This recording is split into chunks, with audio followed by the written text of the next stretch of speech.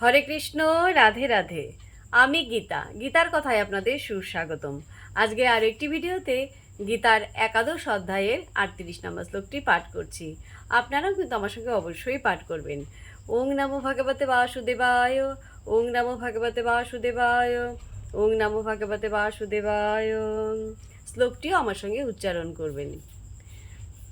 তম আদি দেব পুরুষ পুরাণ, তম অশ্ব বিশ্বস্য পরম নিধানম, বেত্তা ওষি বেদ্যম চ পরম চ ধাম, তয়া ততম বিশ্বম অনন্তরূপ।